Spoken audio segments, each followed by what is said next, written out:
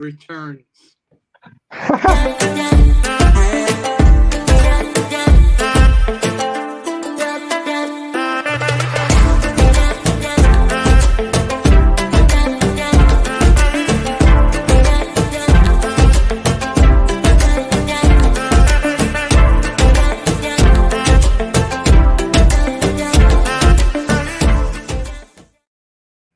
Yo, what's up, everybody? Welcome to another edition of the Sully Squad.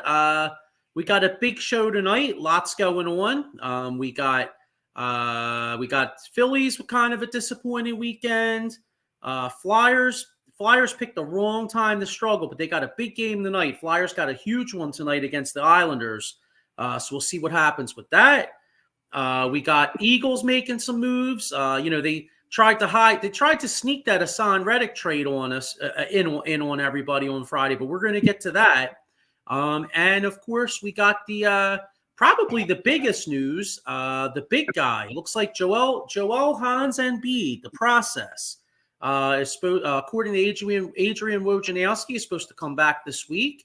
I know all of us diehard Sixers fans have had a hard 8 to 10 weeks trying to watch this team without him. And what do they got? 7 games left, Diego, I think. I think 7. Yeah. I think about 7 games left. The Flyers got 8. The Flyers have 8. Yeah, actually, you know what? I'm sorry. I could look right now. Sixers got OKC tomorrow, at Miami Thursday, at Memphis Saturday, at the Spurs Sunday, Detroit next Tuesday, and then they have Orlando Friday and Brooklyn Saturday. So they got 7 games.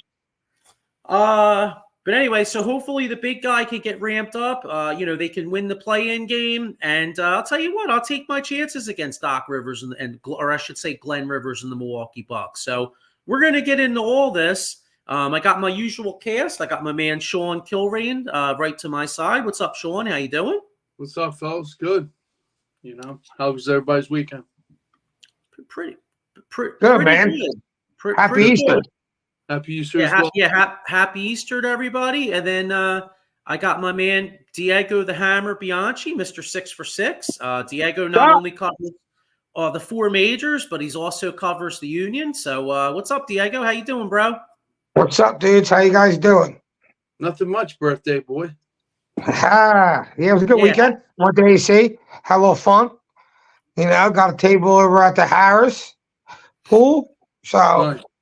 it was a nice time. Had a good weekend. That's what it's all about. Yeah. I did too. I had a great opening day. Was a lot of fun, except for the Phillies game, actually. But the whole opening day was great. Yeah. And then I had, I got Joey. I have Joey Nail, and I got Joey this weekend. So we had, good Easter, good time this weekend. So, but yeah, we got a lot to get into here. I got a couple comments, and then we'll take it here. Chris Rapizzi, happy late birthday day, my homie. Thanks, brother. And Chris Rapizzi says still hungover. Well, it was actually Chris Rapizzi's birthday too. I think you all too. Oh, happy birthday, dog. Yeah, so happy birthday. Happy birthday to Chris too. So Happy birthday.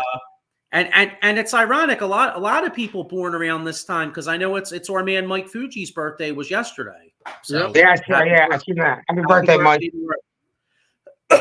Happy birthday to our man Fuji. So Happy birthday, Fuji. But now, you know what? I mean, we got tons to get into here. I just want to touch on this real quick. I feel like, as big, obviously the Embiid news is probably the biggest news that I really want to get into. But, the Eagles on Friday afternoon making a big move. I mean, Reddick traded to the Jets for a conditional 2026 draft pick. Right now it looks like it's going to be a 3rd rounder unless he gets over 10.5 sacks and plays 67% of the time. What's your guys' thoughts on this? I know my thing is with the salary cap space that we had and the fact it would have been easy to keep him, I can't help but speculate that this must have been some sort of a locker room issue or something. I mean, I don't know. It's got to be. There must be something that we don't know about. What's your guys' opinion? Sean, I know I don't think you like this too much. So I'll start with you. I thought about it over the weekend. I kind of really didn't like it, but if you really think about it, does he fit the defense? Like having him dropping coverage Was he a Fangio type of player? And just like we brought up in our text, was it him in the locker room? I really don't think necessarily him in the locker room, but I mean, I don't like the trade because of what we got for him. But like you said, we're not losing anything, But the kid Bryce Huff has to show up and show out, in that case, So that's what I'm hoping for. But it sucks that he's gone, but I guess they got bigger and better things for us come draft time. What are your thoughts, Diego? Yeah. I think it's dumb that we let him go. I get you get a third round pick, whatever. But if we're being real, Hassan Reddick's the best player in the defense. Yep. And earlier, 4 years double digits. when it happened, I was like, no big deal, no big deal. But then when you really think about it, if we don't have him the last 2 years, that defense ain't what it like the 2 years that he was good. But it's not. Right. It's not that smart. And we sucked last year, but I don't know. You let our best player go. So you better really believe in this kid Huff, because what did Huff play last year? 42% of the snaps. That ain't gonna cut it. Yeah. You know what I mean? Not when you let Hassan Reddick go. So unless you really think Nolan Smith is, remember they were saying he was baby Hassan Reddick.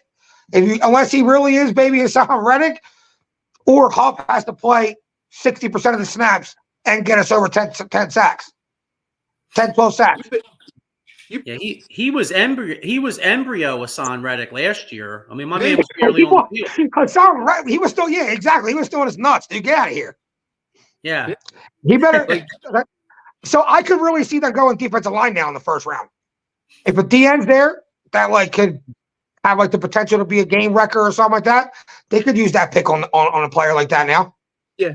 If anything, now moving forward, like what you said with the draft, it's either an edge guy, Chop Robinson from Penn State. There's a kid from Missouri, Darius Robinson, and then even O-line now, because it totally switches up, which I thought cornerback, but now it's probably going to be he's enamored with edge guys, Howie, and O-linemen. So that's probably the route we're going to go. But I'm fine with that. Honestly, you can't have enough pass rushers in this league. You can't draft enough pass rushers in this league. So if you just let one go, gain another one. Another one. That's what you got the draft for. And you want that offensive lineman to be. There's Graham Barton from Duke. He's 5. He plays all the whole line. That's the kind of guy I want. A five position kind of guy. Cooper Beebe, Tyler Guyton. I can go on and on, but hopefully they do draft the right guy at 22, or like you said before, move down with Jacksonville or whoever else. To get that player. You got to get that right player. Yeah. Yeah, I don't know. Yeah, it's a big loss. Yeah. You lose a double-digit kind of sack guy, a Philly guy, but like you said, you got big shoes to fill. And with Nolan Smith, his shoulder injury, he's going to have to play all preseason to show us what he has and what he can do, And even the Kobe Dean, who knows? It's just puzzle piece after puzzle piece. And hopefully they all get put together the right way instead of the wrong way. That's my thoughts. Yeah, the thing I really didn't understand is the fact that if you kept Reddick for this year and he had a good year and he signed elsewhere as a free agent, you would have got a 3rd round pick next year as a comp pick. So that's what I really didn't understand. That's what that's why, I mean, like I said, I never want to be somebody that speculates, because it's, because Hassan Reddick could be by most people's counts, he seems like he's a good ass dude. So I don't want to sit here and trash him and be like, oh, it must be something in the locker room, because we don't know. You know what I mean? But if anything, I think it's a him and Howie thing. If you don't want the guy, it's think about it. He wanted to get paid. Who does the paying here? Howie's the one who structures these contracts. The dude paying you ain't giving you what you think you're worth, then you're going to have a problem with that team, right? Well, not only that, what did he voice in his little presser at his locker? Upper management. And who probably didn't take it like you said? Howie. He's just speaking the truth. And sometimes the truth hurts, but at the same time, it'll hurt you because that dude's cashing and signing your checks. You know what I'm saying? Yeah. So, I mean, He didn't. Did Reddick get an extension from the Jets yet? no, No. not at all. No, they're not He's- going to give him an extension. No, it's just like So this here was you go. purely off of. This is purely like Joe said. It's either a locker room thing or it's a I don't like you, you don't like me. Just get me out of your facility. You know what I mean? That's what it has to be because he voiced his opinion of how upper management, and that probably left a bad taste in his mouth. I don't know how it was worded, but basically, if you listen to all podcasts, it's management and probably how he didn't take lightly to it. Oh, well, hell, you better have a lights out draft, dude, because you know how I feel with him, Rieger over Jefferson, but that's for another time. But yeah, Hey, he's had a lot of misses on the draft. Let's be honest. You know, Yeah. Hey, you can go to every single team in this league, and every GM is missing the draft. Oh, the draft is absolutely, hard. That's the thing about the draft. It ain't easy. The draft is hard.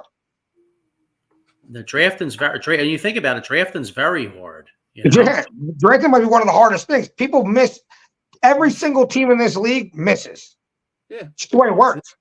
And then we re-signed Reed Blankenship to a contract extension. 1 year, an hour and a half ago. Yeah, Yeah, that was pretty much kind of what they did with TJ Edwards a couple years ago. Like I think at the end of this year he would have been like tendered, and instead of risking like having him be a restricted free agent that they would have kept anyway, they just went ahead and gave him the money now. I mean, he's probably one of those like good soldier type guys. I mean, in my opinion, I feel like he's more a number 3 safety, and we've said that many times on this show.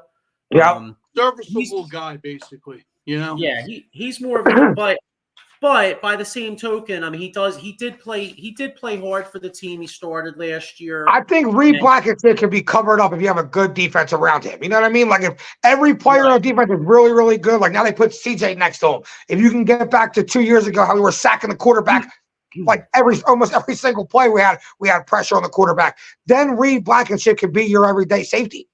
It just depends. Last year, there was no one on the team that can cover anybody. So Reed Blankenship's got to take on the best guy or the tight end all by himself. He's getting burnt. He's got that spark plug.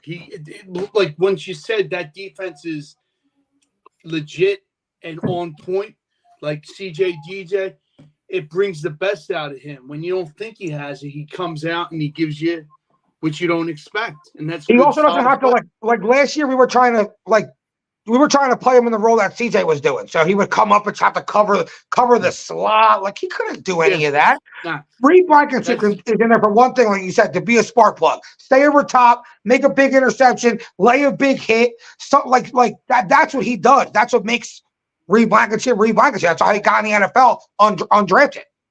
Be that safety, survey like a center fielder, survey the area, and then let your corners, your free safety, boom, help you. It's all about helping each other, you know what I mean? But like you said, now with the additions that we have, it's going to kind of light a fire under his ass. I think it can really help him. Yeah. Oh, absolutely. Bring it back to 2 years ago? But it all goes back to our defensive line, though. It all goes back to our defensive line. And that's why Bradbury was good. That's why Bradbury was really good. Like, if you have a great defensive line, you don't give the other team no time to pass the ball, then you're obviously gonna your other players in the secondary are gonna be good. So we just let go of Hassan Reddick. Our line just got worse. Next man up mentality. You're right. Yeah, I mean, and say what you want about Fletcher Cox, but towards the end of last year, he was playing at a much higher level than Jalen Carter and Jordan Davis and them guys. Yeah, I think it was that spring game. You're right. Yeah, those big boys in the middle, they collapse that pocket, and then it gives that quarterback like deer in the headlights. Where do I go? You know? That's one thing. That's the one thing that really makes me nervous about Hassan Reddick too. Like losing Reddick. I mean, let's keep it real. If Hassan Reddick doesn't hit Brock Purdy a couple years ago, who knows if we even go to the Super Bowl? And then not just that, but How many games did Reddick come up with that big sack at the end of the game? I can remember two. I can remember 2 games last year straight off the dome. One was the Rams game. Late in the Rams game, he had a huge ass sack right on the outside. And the Washington John down there, the Washington game down there, he had a huge ass sack. That's like 2 games right there where Hassan Reddick, your best defensive player, made closeout tight plays to win you football games. And, I mean, as an Eagles fan, like, I don't really care about his salary for 1 year. I mean, to me, we're a worse football team today than we were before he was traded on Friday. Right. And honestly, I don't want to hear like the scheme thing. I don't want to hear that. Hassan Reddick is a stand-up outside linebacker who can put pressure on the quarterback. That's what he does best. Scheme. He fits right into the scheme. Fits right into it. So you're going to tell me he didn't fit the scheme, but you want Nolan Smith to step up, a guy who's similar to him, and fit the scheme? And you want Bryce Huff? Come on, yeah. Like it wasn't a big Fangio thing. This was definitely, I think, a Howie Roseman thing. I don't like you. You don't like me. You're paying me. I don't like you. You know what I'm saying? Because you ain't paying. So it's just like that year with Chip Kelly. Chip Kelly put Howie in the back room and stuff like this, and then he got put back out. Laurie gave him that, regained his power. Now he has more power. You know what I'm saying? And just like you're saying, it's like a power trip, basically. Like, maybe he does have beef with Reddick, but all in all, it sucks to lose a guy 4 years, double-digit sacks. Yeah. Well, I mean, what did the Eagles say they were willing to give Reddick $15 million?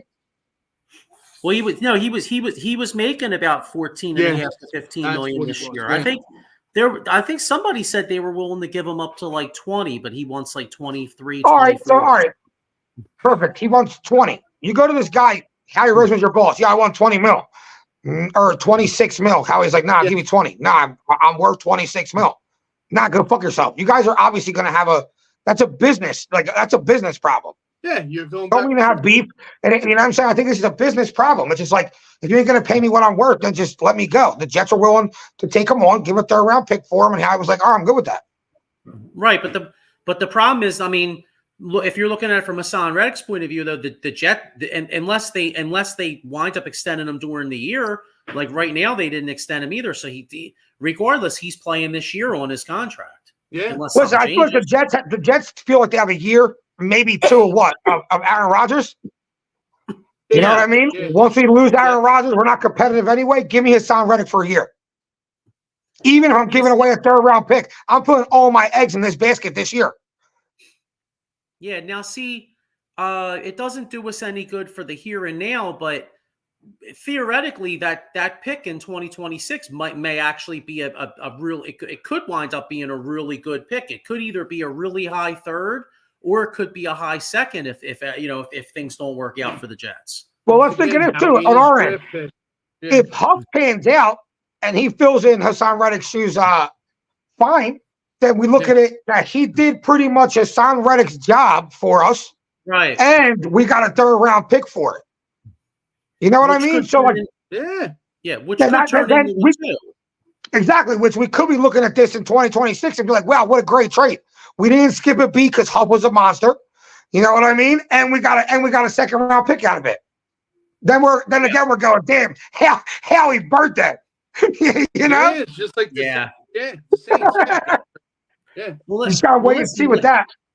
Well, like you guys said, it's put up or shut up time for guys like Nolan Smith, and it's also put up or shut up time for our Philadelphia Flyers because Flyers are in trouble, dude. I agree. I mean that close to the Blackhawks, dude. The way they lost to the Blackhawks, they got dude, and they got that stick shoved up right the Razzo.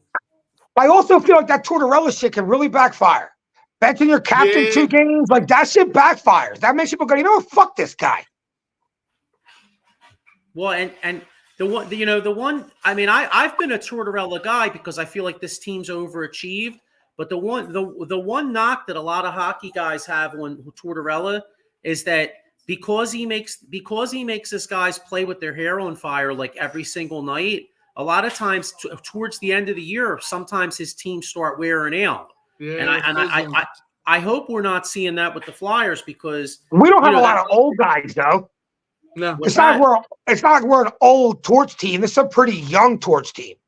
So I feel like they do got the legs for this kind of coaching. I think it's the attitude. If you're going to bench our captain, why? Because he had a couple bad games. That could rub some people the wrong way.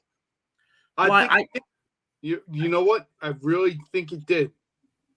See, I honestly, you know what I think it is too. Ersan, for as good as Ersan's been this year, he's never played this many games, and now you're playing him almost every night. I mean, they're only playing the backup, once in a while. It's coming tonight. Fido tiled tonight. Fido tiled tonight. Who? That's how you pronounce the name. Fido tiled. Yeah, but is he starting? I thought Ersan was starting tonight. I thought he was starting. The 6'7" Russian kid started. No, he's here, but I saw today Ersan's supposed to start. The Russian kid might start this weekend, but Tyrone was saying he was starting. Tyrone was saying he was starting today. Are you sure? I'm pretty sure that's what he was saying. I must break you. I was going to say that this morning, whatchamacallit, I was looking at the Flyers writers, and they were saying they thought Ersan was going to start. But I don't know. I don't know. That's not what I was just hearing on the way home. That's all. That's what I'm saying. Well, maybe they changed it then. Okay. I mean, I don't know. I never thought of Tyrone as the expert on the Flyers, so I didn't know. You know what I mean? But I'm just saying, he is later on in the day. You know what I'm saying? Yeah, so maybe they changed it. I think they all know the same guy. I think they all know the same guys, dude. Hang on, I'm gonna look it up. I'm gonna look it up right now. See what's up. Call Meltzer right now. I want to know this. Yeah, bring our expert on, dude. Bring our expert on. Bring our hockey expert on.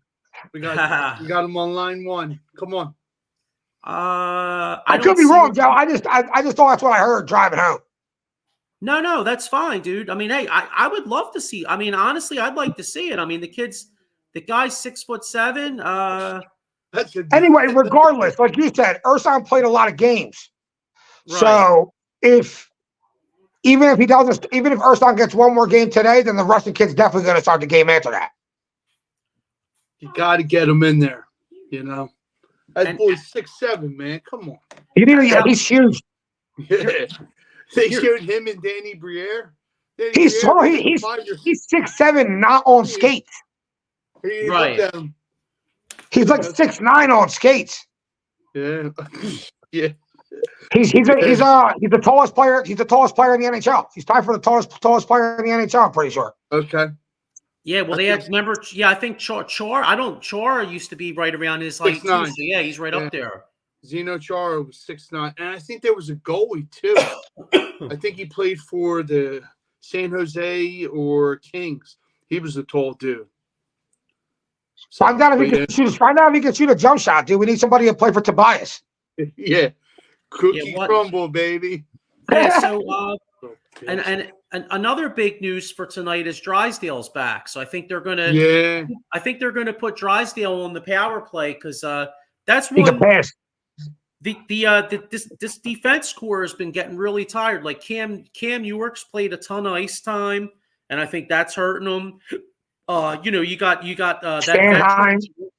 Yeah, see, all these guys are playing a ton of minutes with all these injuries. So Drysdale coming back is really big. But yeah, I mean, to your guys' point, I mean, he's even bigger for the power. We have the worst power play in the whole entire NHL. Wow. Right. You know, Drysdale really could help that. At least get be around the 20th best power play. They're like the worst. You need that spark. That sounds about right, Diego. You know, you need that spark. You need some change. You know, like another thing, it's like in hockey, it's like you have to capitalize on your power plays and your penalty kills. You know what I'm saying? They're the most important thing in the playoff hockey. So we have a great penalty kill, but we can't score when we get power play. So we're probably looking at a first round exit regardless. Yeah. All right, so let's see if we get in here. Now I'm looking here. All right, so the Flyers are tied with Washington with 82 points. But right now, if the playoffs ended today, the Flyers would make the playoffs because they're 2 points up on the second wild card over Detroit, but Detroit has a game in hand. So now I'm looking.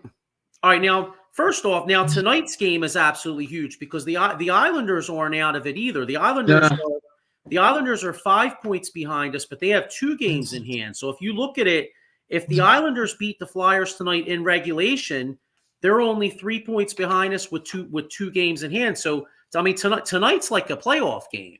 Yeah. Think about it. Tonight's we're done, man. playoff game. Tonight's a playoff game. All right, so I'm looking at the Flyers schedule now. You got and again, last week it looked like we had some easy games and they shit the bed. But you got the Islanders tonight.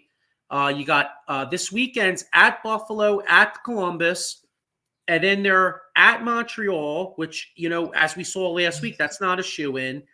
At the Rangers, and the Rangers may need that for the best overall record. I think it's going to, honestly, if there's a good bet, it could come down the last 2 games. The Flyers have the Devils at home and then the Capitals at home. Might come down to that last Capitals game. Now, here's Washington's schedule. Washington has 2 games. Their schedule's a little bit harder than ours. Yeah, I thought that, but listen to these games. Plus, they have 2 games in hand. Go ahead. Washington has at Buffalo, then they host Pittsburgh. Well, I mean, Pittsburgh that could go either way. That's a win-loss. At Carolina, that's a tough one. But then they host Ottawa. That's an easy one. At Detroit, you know what's ironic? We might actually be rooting for Detroit. I mean, I'm sorry. We might actually be rooting for Washington to beat Detroit. Yeah. We might. Yeah. I have that. They're at Buffalo, and then they host. Their last 3 are tough. They host Tampa, host Boston, and at the Flyers. So to be honest, the Flyers got to make a lot of hay. The Flyers really need to win the night, and then they need to beat Columbus, Montreal, somehow get a point out of the Rangers, and then they need to win the last 2. I think. All that. I think they got to get to 91 points. All right, so that means they have to get 9. That means they got to get 9 points out of a possible 14.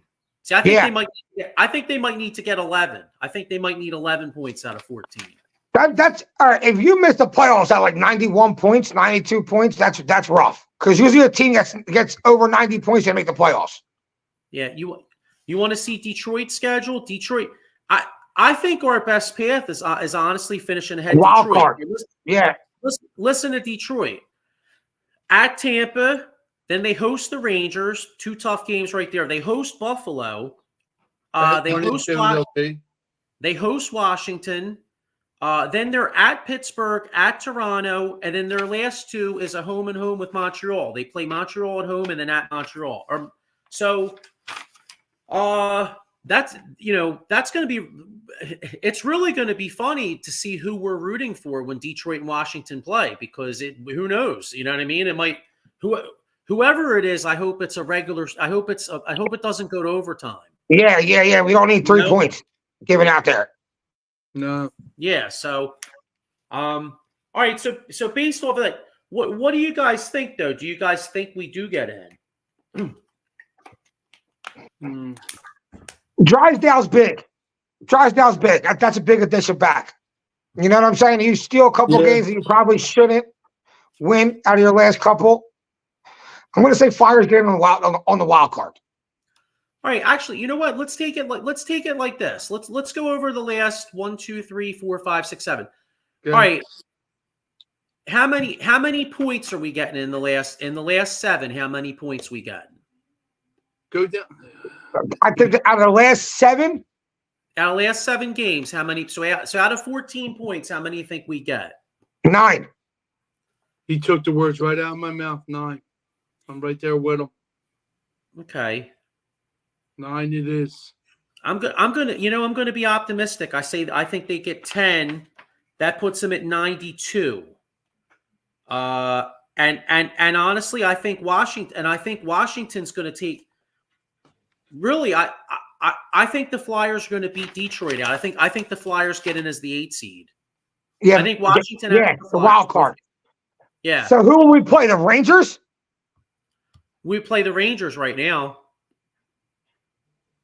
And you know what? You know what? That we probably lose but I'll tell you, we have some entertaining ass games against the Rangers. That game against the Rangers last week was like one of the best hockey games I've seen in fucking years. Yeah. That was exciting great as hell. game. We lost, but The Rangers are good though. Oh, they're real good. Yeah, but I'm just saying, I mean, the Flyers do play them tough. You know what I mean? At least it'd be a fun series. For a team that shouldn't have made the playoffs, we lose to the Rangers, so fucking be it. At least make it a fun series, and show us like our future's bright, kind of. Yeah, even if we lost to the Rangers in 5 or 6, a few of the game, like there was like an overtime John in there. Yeah. You know what I mean? A couple 1-goal games. You know what I mean? I could live with that. You know how hockey is, though, dude. Anyone could beat anyone in hockey. That's true. So you get in the playoffs, it's game on. You have a chance. Paul Spencer with a comment. He said, "Damn, sucks. Penguins back-to-back missing playoffs, killing my bread. Last 2 games, I couldn't even sell them.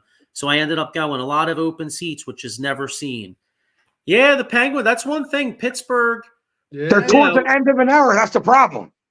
Yeah, they're kind of they're old. Yeah. They're up there. I mean, they need they needed some sort of a they need an infusion of youth somehow. They need the Penguins need to find like the next guy. I mean, you're not going to find like another Crosby, you know what I mean?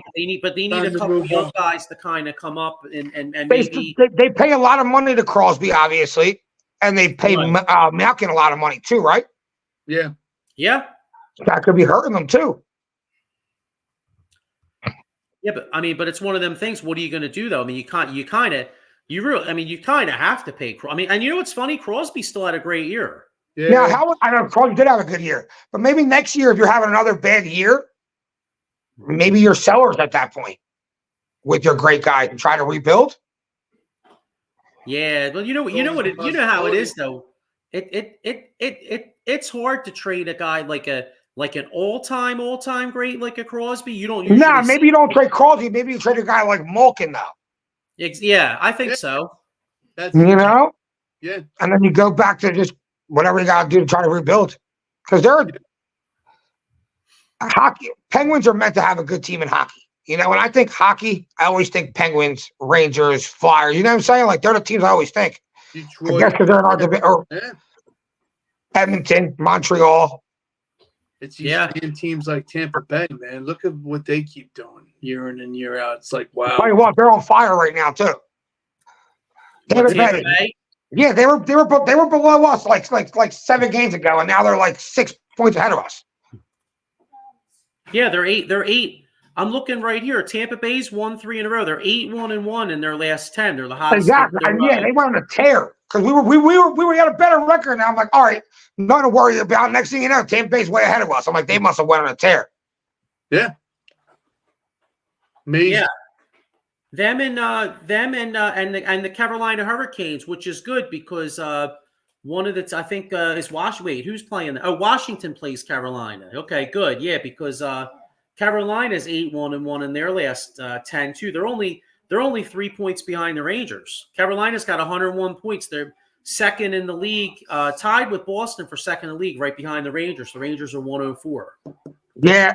Wow. So you know what I'm really excited for tonight? What's that? Iowa versus LSU. Me too. I'm actually going to watch that game. I am super pumped to watch that because I watched that game last year, and like I was just saying to my girl and her mom, I'm so excited because you normally don't have that beef in girl sports, and when players like beef with each other a little bit, talk shit online, that also brings a lot to the game. And then last year, seeing like I was rooting for Angel Reese last year. She won. She was talking shit. She was giving her the finger and shit, and I was like, all right, that's like the most shit talking I've ever seen in women's sports. Then they play each other tonight in another crazy ass big game, and I'm rooting for Caitlin this time. I'm like, so am I. I'm rooting for her this time. I'm like, all right, you know what? Now get that girl back. Yeah. You know what's funny? You were talking about beefs, and when you mentioned beefs, I think of possible injuries. And I'll tell you what, anybody, if you have a beef, Like, for instance, if Angel Reese and Caitlin Clark wind up beefing and there's some fisticuffs, they might want to call my man Jason Fine. He does motor vehicle accidents, slip and fall, or workers' compensation, or personal injury claims. Actually, you know what? Strike that. Forget that. You know who needs Jason Fine, guys, is Rashay Rice. Did you all see that? Oh, that's just crazy. He might need Jason. He's done. Hey, All the talent public in the service world. announcement to Chiefs receiver Rashay Rice. Well, you know what? No, you know what? He's fucked though because he's in Texas. Jason Fine's only in Philadelphia, PA, Cherry Hill, and Pittsburgh. Well, sorry, Rashay, you're out of luck, dog. Hopefully, there's a Jason Fine in Texas you could call. But anyway, make sure you go ahead. No, go ahead. Finish off. No, what were you gonna say? Go ahead. I was gonna say, what did Rasheed Rice do? Oh, you didn't say it. I seen him. He was like driving reckless, but I didn't read the whole story. Yeah, they were like racing their. I think he had like a Porsche or something, or Lamborghini, one of them Johns, and like him and somebody else were racing. And then there was like a serious accident. He like got out the car, started running, and dudes fled the scene. Guns, yeah, he needs Jason Fine. That's brutal. And the sad part about it is, dumbass left cleats in the car. So, you know, I read the whole thing. He's done. Yo, can you imagine? Can you imagine though trying to explain that? Be like, yo, ain't mine, and they're like, motherfucker, I got cleats right up in this. Well, what makes matters worse is somebody has it on their dash cam. Yeah, he's done. He's just basically got to turn himself in, but he's screwed. I don't understand why don't they just, why don't they? I mean, you know what though? If he's good, I mean, as long as nobody died, he might get another job. But like, what I don't understand, is why can't you go to like a track or something, dude? I agree. That's what I was saying earlier. That's exactly what I was saying earlier. Like, if you got all this money, just build a fire car, go race your car on a track. Yeah, they'd rather make it more like a grand theft, brother. They'd rather have live action. And it was during the daytime too, so I don't think they fell asleep. But if you're out there driving, well, I wouldn't advise racing your car like that because you might get banged up and you might get in an accident. But if you're driving, you're a little tired, you might need some coffee. Well, I'll tell you what, if you want to have the best coffee out there, make sure you check out this Monkey Cult coffee. They got a newest flavor, honey agave. You could use the promo code OOTBS Sports at monkeycultcoffee.com. So anybody out there who wants to have some good coffee, check them out. What do you guys want to get into next? I want to do a lot of Embiid talk. You want to touch on the Phillies real quick and then close it out with Embiid or what? Yeah. I didn't watch the Phillies. What do you want to do with not the one porcelain game. doll? What's that? The porcelain doll could wait. Yeah, so I got Phillies down weekend for the Phillies. But obviously it's early. I mean, Friday was frustrating. I mean, Zach Wheeler threw like 6 shutout innings, had a nice little lead. Brandon Marsh hit a 2-run shot, and then the bullpen came in, and our bullpen's usually good, but the bullpen Friday looked like bullpen circa 2020. I mean, my man Alvarado is usually pretty good, but he got raped. Yes, he did. It's early. Yeah, exactly. Saranthony got rocked. Panic button. Nola got rocked on Saturday. That was a little frustrating. But you know what, though? I mean, I don't want to focus too much on the negative. I mean, yesterday. The biggest takeaway of the weekend, though, is, like I said, I didn't lock in on any of the games. But the first thing I seen about the Phillies, that I was like, oh, shit. Why is Bryce Harper jumping over the fucking fence, trying to get a ball in the outfield in the second game of the year? Because I don't get it. He's that dude. He wants to play. There's playing hard, and then there's not knowing how to play first base. I don't think he knows where he's at playing first base yet. It's not that easy to play first base. You got a lot more action at first base, and he's sitting there like I don't know. I think that was the dumbest thing of the whole entire weekend and the worst part of taking away. Luckily, he's not seriously injured, but he was running full speed. Yeah, I agree with you because I mean, what too much invested in him. while we like guys playing hard every night, you know what I mean? But let's keep it real. It's like you said, Diego, it's game 2 out of 162. I mean, it's not like it's game 7 of the World Series, or it's not like it's the NLDS. I mean, if you want to tell me he's jumping into the stands and it's game 4, we're trying to close them chumps out, okay, I'll take the risk. But, we're talking game 2 of 162, like, yo, brother, we need you out there, man. You know what I mean? So I agree with you, Diego. I think that was pretty dumb. Let's see. I got another comment here. Paul Spencer said, did you see that possibly college sports commissioner is trying to stop all prop bets in college sports, only money line and over under in all college sports? I don't think that shit. I think the toothpaste is out of it's out. There's too much betting going on. They ain't going to stop shit, in my opinion. No, they ain't stopping shit. They ain't stopping shit. I mean, we got in the world of sports, betting matters a lot, and betting money is bigger than sports money. I feel like, you know what I'm saying? So yeah. whatever the public, whatever everyone makes the most money off of is what's going to continue on happening. He can say he's gonna ban it, blah blah blah blah blah. They'll line enough pockets in the NCAA that rule ain't getting changed. That's what I think. I think it's some dude talking some shit because there was a couple little shady events.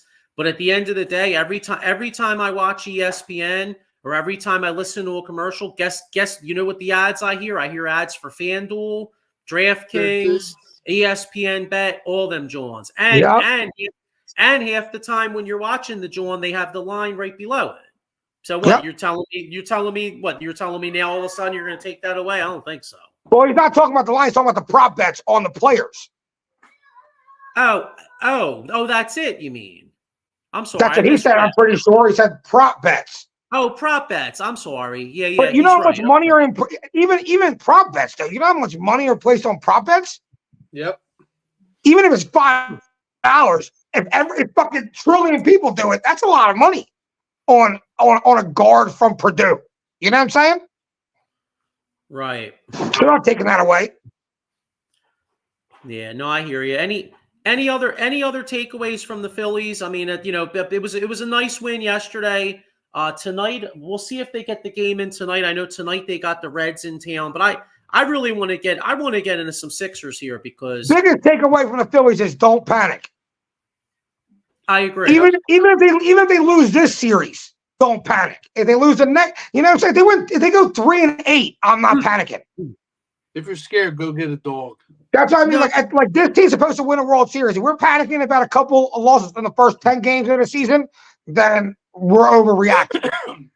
True. No, but I am hoping they get off to a good start this year because one of these years, if you keep breaking your balls, getting off to terrible starts, eventually it's going to catch up to you. The other thing is the Phillies have a lot of home games. The Phillies' schedule is actually has a lot of cushion early in the year with a lot of home games and games against teams that aren't that great. I mean, I know Atlanta's very good. I'm not talking about this past series. Yeah, I got you. But they have like Washington, Pittsburgh, some of these teams where, it is conducive to get off to a good start. So you kind of hope that they don't mismanage that. You know what I mean? Like hoping they get off to a good start. Right. But I'm just saying, don't panic. Relax. It's baseball. Paul Spencer says, yeah, only prop bets. Shit, 80. Always a double-double. Don't take away my money. Yeah, that's true. Edie's a guaranteed double-double in college. He's a guaranteed single player in the NBA. Yeah, he's one of the dudes that average like 4 points, like 3 rebounds, in like 6 minutes a game. What, in the pros? Yeah, in the pros. Yeah, stuck in the mud. The kid's stuck in the mud, dude. Mike Marinon says, "I'd say there's more being made in props these days." Paul Spencer says, "How about the 5-0 Pirates?" That's because Out of the Box Sports is actually a certified press member for the Pirates. Nice, sick. Yeah, it's pretty cool. So congrats to Paul. And then Eddie Prather says, "Paul, the Pirates started off well last year. Yes, I know all about that." And I'll be not this week, but next week, Dave and I on Tuesday night will be doing the second episode of the Extra Innings show. So check us out next Tuesday night. But Nice. listen, we have all these other things. A lot going on in Philly sports. Hassan Reddick, Flyers, Phillies starting. There's really nothing bigger right now. To me, the biggest story right now is Joel Embiid coming back because, I know the Sixers have been extremely bleak. As we said, I mean, they're really a tough watch. But the bottom line is, when this guy is healthy, which I know it's very rare, but if he can come in and get ramped up and be healthy for the playoffs, I give the Sixers a puncher's chance against anybody. The only team that I would say that I would be like, oh, I'm not sure about that is really Boston. I mean, if you put the Sixers, I'm telling you right now, I'm kind of a healthy Embiid. I'm kind of excited to play the Bucks first round. I'm like, bring on Glenn Rivers. I'm ready. I'm fine with either. Honestly, I'm fine with either. I'm fine with either team in the first round. You play the Celtics, you play the Bucks. If you beat the Celtics, you should beat any team in front of you. That should be a finals appearance. Absolutely. You know what I'm saying? You beat the Bucks, that should at least get you to play Boston in the Eastern Conference Finals. You know what I mean? Yeah. So, I'm fine with either one. The road gets easier if you get Boston out of there early. Everybody's fresh. Don't give Embiid that much time to get hurt. You know what I'm saying? Yeah. But I'm already in the way. We've been saying on this show, this team with Embiid can play against any team in the NBA and beat any team in the NBA. If he's healthy, he's the best player on the planet. Yeah, Eddie Prather says the Bucks are in trouble. What do you think, Sean? I mean, I know you think Embiid's a porcelain doll, and obviously you're right most of the time. But what do you think? You think this team's got a chance? I mean, if he's about 90 to 100%, I mean, you think about it. Most years he comes into the playoffs, he's a little tired and he's a little tired. But if he comes in decent shape, not playing for a couple months, this could be a blessing in disguise. I want him in, we don't know his health, how he feels. I just want him to be in that game mode shape, Don't let down, don't be gassed like Diego said. It all depends on him. And I want his ass in the paint. I don't want him dribbling that ball, shooting threes, man the paint, but I get it's not that game like it was back in the day. It's a different game. But if we have him all healthy, man, watch out for us. But it just all depends on the fragile porcelain doll of Embiid. And Cookie Crumble got to show up. Not one night, not the other night, You got Kyle Lowry showing up, which is good. And Maxey can't do it all. He needs that help. And if Buddy Hield, if you're out there, start playing. Yeah. Paul Spencer says the key is dude's health. 2 months out. Running practice is not game speed. Now playoffs are one night off between games except travel days. Oh, honestly, dude, Embiid he got this surgery to be 100% healthy. You know what I'm saying? Whatever they do to your meniscus is literally to get you 100% healthy. So his health is 100%. It's just, can he get in the game speed? I think Embiid is his cardio level up. Is he? Yeah, like that. Yeah. Is he? But he's in his prime right now, and I think you give him 6-7 games, dude. You should be in pretty good game shape. And put it this way. Does he want it? You gotta want it. He wants it, because if he didn't want it, he wouldn't have came back.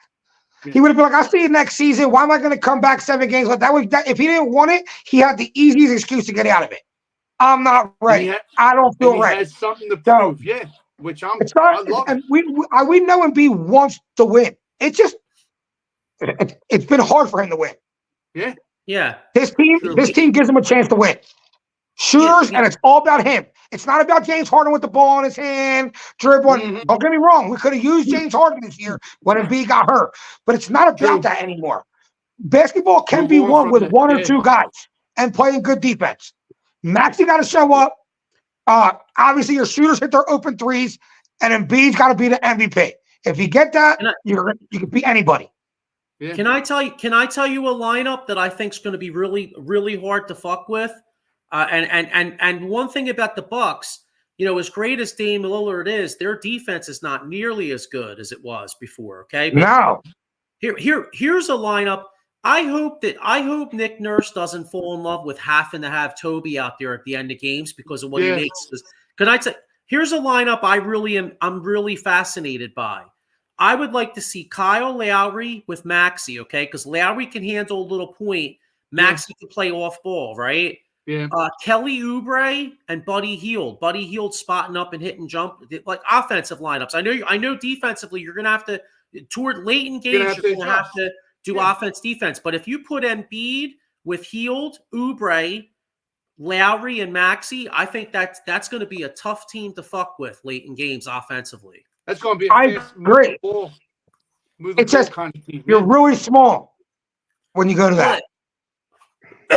Well, I'm saying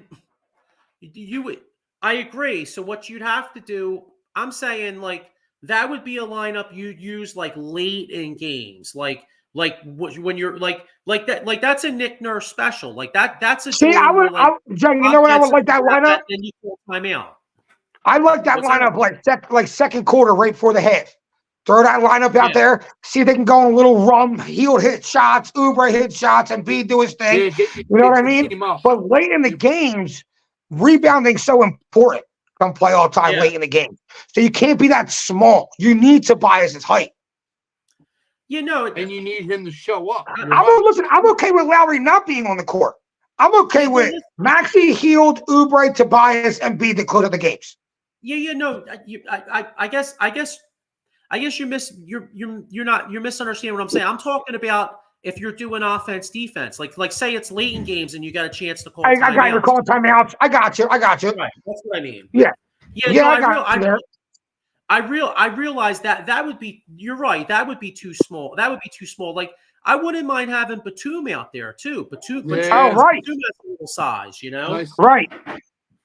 But I guess the bottom line is like. By the way, these acquisitions we made, I mean, none of these guys have had a chance to play with Embiid. Like, you went out and got Buddy Hield, hasn't even had a chance to play with him.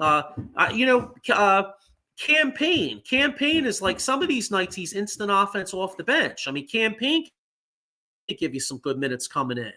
You know what I mean? Embiid's also going to give these guys. Have you noticed, like, they crowd the shit out of Buddy Hield right now with no Embiid on that court. Yeah.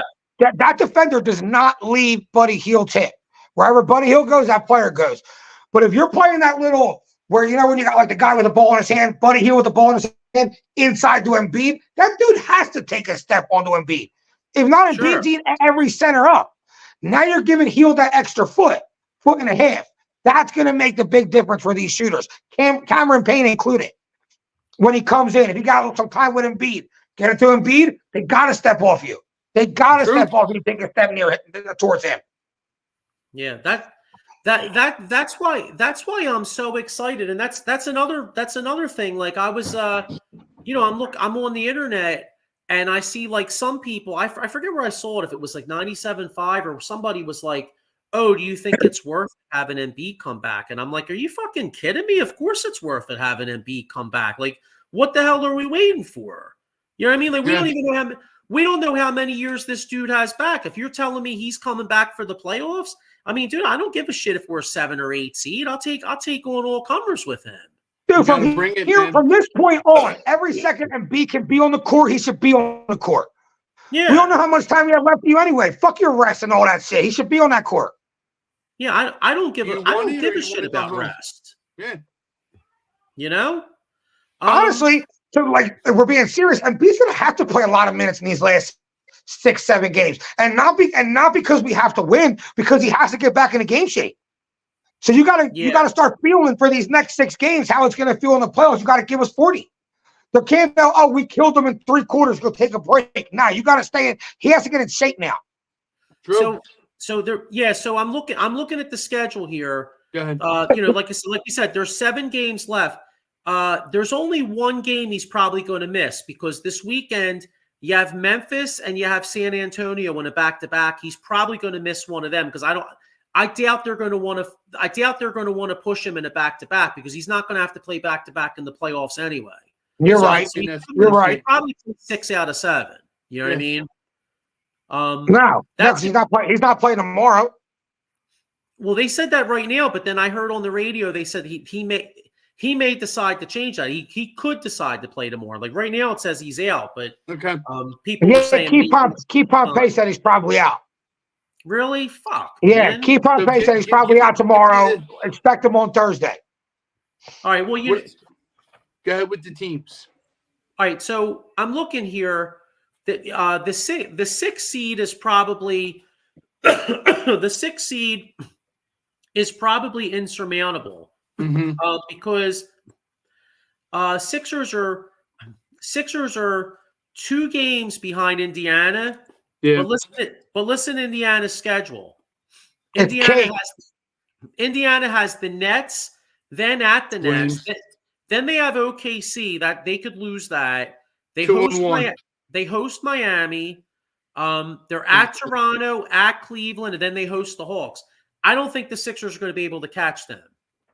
Just I don't, because the Sixers would have to win just about every game. Like the Sixers are. Yeah, I think Indiana goes 4 the rest of the way. What's that? What happened? He froze. You said Indiana something. All right. So anyway, Sixers. If Embiid don't play tomorrow night, I don't like the chances versus OKC. Now the Miami game's a huge game because I want to be the 7 seed because if we're the 7 seed, then we play at home versus Miami. I think that's big. Yeah. So I'll tell you Miami's schedule. Miami they host the Knicks, then they host the Sixers, right? Yeah. That game versus the Sixers, that could decide the 7 or 8 seed. Then Miami's at Houston, at the Pacers, at the Hawks, host Dallas, and then they got 2 gimmies, Toronto, both at home versus Toronto at the end of the year. Okay. But Miami could possibly lose 4 or 5 of them games. Okay. Yeah. And if we beat them, and then I'm looking at the Sixers now. The Sixers, OKC at Miami, at Memphis, at the Spurs, Detroit, Orlando, Brooklyn. If Embiid's playing, I think the Sixers beat Detroit, Orlando, and Brooklyn. So that's 3 wins. I think the Sixers might win 5 of the last 7. If that's the case, I think they beat Miami out. So the Sixers will be the 7 seed. Yeah. And that's big because then the play-in's here, and then I think we beat Miami here, and we're the 7 seed, and then we play the Bucks. That's the path I want. I mean, the path I really want is the 6 seed because then we play Cleveland. I think that's the best path, but I don't see us getting that. So the next path would be let's get the 7 seed, play the Heat at home, and then beat the Bucks. Mm-hmm. Okay. What do you think, Diego? Sorry, you froze. Yeah, I froze. What do I think about what? So I'm thinking it's possible the Sixers could go 5-2 in their last 7. I just don't see the Pacers losing more than 2 games max in their last. I think the Sixers are looking at the 7 or 8 seed. Right. Well, Miami's got a tough schedule. I was saying Miami has the Knicks, the Sixers, at Houston, at the Pacers, at Hawks, Dallas, but then they have 2 versus Toronto. See, here's the thing with Miami, though. We know it's Jimmy Butler time now. He could take over these next 6 games. You know what I'm saying? Yeah. Yeah, that's true. And not be that surprised about that. So, I want the 6 seed. If not that, I want the 7 seed. But I'm even all right taking the 8 seed because I feel we could beat Miami down in Miami if we have to and not playing. Yeah. Yeah, I would just. I don't want to, but I feel like we can. Yeah, I would just. My goal now is the 6 seed is the number 1 goal, but I just the Pacers with their schedule. I mean, I'll be a big time Nets fan the next couple nights, but I just don't see it. But then again, the Pacers are at Cleveland and they do host Miami. So if Miami could lose some of these other games but beat the Pacers, then who knows? Maybe there is a path the Sixers can get that 6. We'll see what happens. It's going to be close. Yeah. Paul Spencer says, "Hey Diego, happy belated birthday." Thanks, brother. Yeah, it was great. We got a free lunch for Diego's birthday today, so that was awesome. La Scala Fire, man. That was the John, dude. That was a good pick, bro. So, but anyway, yeah, great lunch. But yeah, well, we'll see. We'll see what happens. I mean, I'll tell you what. If nothing else, it's going to be an exciting couple weeks here. I mean, between the Flyers playoff push and the Sixers playoff push. I mean, here's hoping both teams get in and give us a little excitement. Yeah, absolutely. Fire just started. Yeah, I know. Yeah, actually, I was going to say, yeah, I'm gonna get ready to wrap up because I actually want to watch. I actually want to see some of that Flyers game, and then I want to, like you were saying, Diego. I actually want to watch some of that women's game. Yeah, I'm pretty interested in that. All up in that, John. Yeah, I'm pretty interested in that. Me and my daughter are gonna watch it. Nice. So, I hope Caitlin. I hope they just before we go out, Iowa just gives it to LSU because, like I was talking to my daughter, Reese. It's just poor sportsmanship what she's showing, like the girls. Even my daughter was like, "Why does she have to do that?" I said, "She's a competitor, but at the same time, it's kind of like what she did last year. What? Like what she did last year? No, this year to the girl. A girl got fouled out, and she went right to the girl's face. Bye. See, I love it. Yeah, I love it. That's what I like about. That's what I like about Angel Reese. Like, don't just look at me like a girl. You know what I mean? I'm a baller. I can talk shit too. But at the same time, I can get it. Like I love. But that's why I hope the girl tonight can give it back to her a little bit. I hope Caitlin Clark comes tonight, hits all her threes. She's like, like that's what I want. That's gonna happen. Yeah. And see, that's what makes it fun. Because honestly, if that never happens last year, this girl Angel Reese didn't talk shit, I wouldn't care. Well, before we go, Angela Reese said she has a crown on the bench before the game. See, that's great.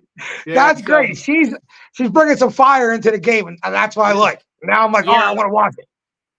Yeah, I mean, let's keep it real. I never in my life thought I'd say I wanted to watch that I might watch a little bit of women's college basketball a little bit for a few minutes over the Phillies or the Flyers. So I mean that tells you right there. A lot. Yeah. You got to check out college softball, women's college softball, dude. Having a daughter play softball, it's just unreal what these girls bring. But I watch it sometimes. It's always on ESPN. Yeah, they always have the girl softball. And the girls bring it too, man. I love it. It's by the way, since we're talking about stuff we don't watch, a quick little thing here.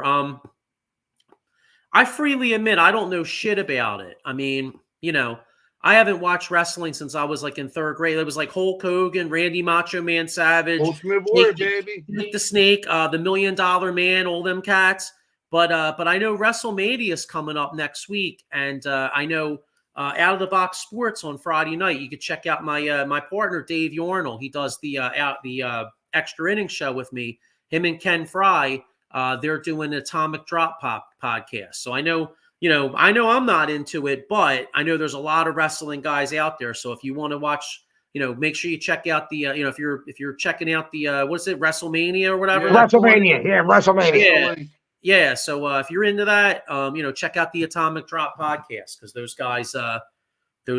Oh shit! I just hit something on my jaw. Fuck. I hit my Apple Watch and now my TV just shut off. Damn it! Modern technology, dude. I don't know what I did. I hope I can figure this out. He's lost. That's it, guys. Have a good one. Well, I don't know how that happened. I hit my watch and the damn. Why would my watch do something with the TV? What the hell's going on? Technology, Joe. You got to get with the times. Be lucky you didn't say something in their watch. Shit. All right. I know it should work. Hopefully. All right. Cool. But anyway, I was gonna say, I won't be watching shit if I can't get my TV to work. You'll be a lost cause, dude. You'll be doing cartoons with little Joey. Yeah, definitely. So, all right. But anyway, let's go Flyers. Let's go Phillies. Let's go Sixers. Iowa. Check out the Atomic Drop podcast. Go Iowa. I'm rooting for Iowa too. Yeah. Me too. All right. Have a great week, everybody. See you next week. All right, guys. Peace out.